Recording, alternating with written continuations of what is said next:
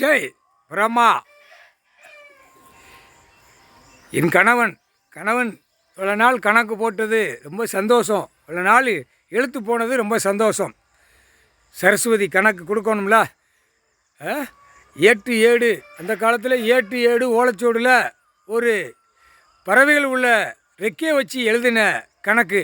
இப்போ பறவைகளை வச்சே அந்த எழுத்து கல்வி எழுத்தை முடிக்கார் கடவுள். பறவைகள் எழுத்து பேனா கிடையாது. பறவைகள் உள்ள எழுத்து ரெக்கை உள்ள எழுத்து தான் ஏட்டு ஏடில் எழுதின கணக்கு. அந்த ஏட்டு ஏடு உள்ள அப்போ உள்ள 7 ஜென்மத்துக்கு முன்னாடி உள்ள எழுத்து இப்போ பேனாட்டை எழுதி பூமியை பாழாக்கி வச்சுருக்கான். புரியுதா? ஏட்டு ஏடில் உள்ள கணக்கு நீங்கள் சொல்ல வேண்டாமா? கணக்கு விட வேண்டாமா? இப்போ இந்த கணக்கை இப்போ வெளியே எடுக்கார்.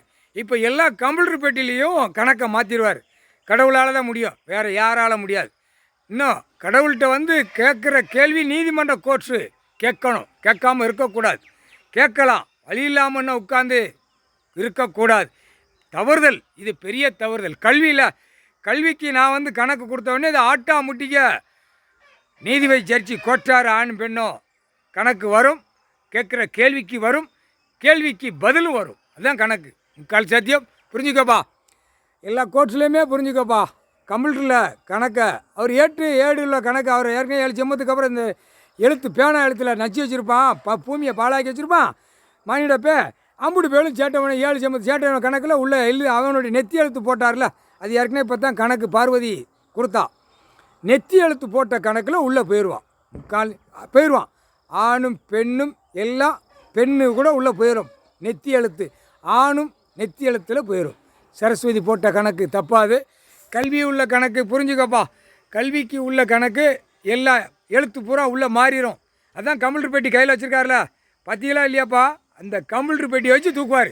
கம்ப்யூட்டர் பெட்டி கணக்கில் வச்சு எல்லாம் அடைக்க ஒட்டு மொத்தமாக தூக்கிடுவார்.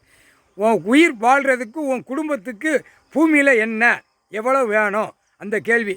நான் அச்சடித்த பேப்பரை விட்டு பாழாக்குறதுக்கு நான் கொடுக்கலன்ட்டார் அவர். அந்த கணக்கு அப்போ பார்வதி சொல்லுதால, அச்சடித்த பேப்பரை விட்டு பாழாக்கிட்டான், பூரா பூமியை பாழாக்கிட்டான், எங்கே பார்த்தாலும் கெட்டடமாக போடுதான். இதெல்லாம் நிர்வாகமாங்கிற கேள்வி அவள் சொல்லுதான். நிர்வாகமா? கோர்ட்லேருந்து நிப்பாட்ட வேண்டாமா? இவன் பாழாக்குறதுக்கு தான் ரெடியாக நாக்கை கடிச்சு நிற்க அரசியல்வாதி. தமிழ்நாட்டில் மோசம், டெல்லியில் மோசம். டெல்லி கூடிய சீக்கிரம் அந்த பேனா எழுத்து இப்போ எல்லாம் டெல்லியில் பயங்கரமாக சிக்கல் வரும், பயங்கரமான மாட்டுவான். தமிழ்நாட்டில் கூடிய சீக்கிரம் மாட்டிடுவான். 60 நாள் டைம் போட்டிருக்காங்க கைலாசத்தில் நீதிமன்றம் கோர்ட்டு. 60 நாளுக்குள்ளே கூட வராது. பயங்கரமான சிக்கல் தமிழ்நாட்டில் வரும். வராதுல்ல, வரும். கல்வி நான் கொடுத்துட்டேன்ல, அப்போ அந்த எழுத்தை பார்ப்பார். எழுத்தை பார்த்தவொடனே பிடிப்பார். தமிழ்நாடு அரசியல்வாதியை ஒட்டு மொத்தமாக வலிச்சு அல்வோங்கிற கணக்கு உள்ளே போட்டிருக்காரு. அது ஏட்டில் இருக்குது, ஏடில் இருக்குது. ஆனால் ரொம்ப ஆடுவான் அப்படிங்காரு. நான் கணக்கு போட்ட அப்புறம் ரொம்ப ஆடுவான், சந்தோஷம் அப்படின்ட்டார். ஆடை விட்டு நான் உள்ள செயலரில் ஏற்றி போடுவோம்ட்டார். முக்கால் சத்தியம். சென்னை டு கன்னியாகுமரி, கன்னியாகுமரி டு சென்னை வரைக்கும் ஒட்ட வலிச்சு அள்ளிடுவோம்ட்டார். முக்கால் சத்தியம்.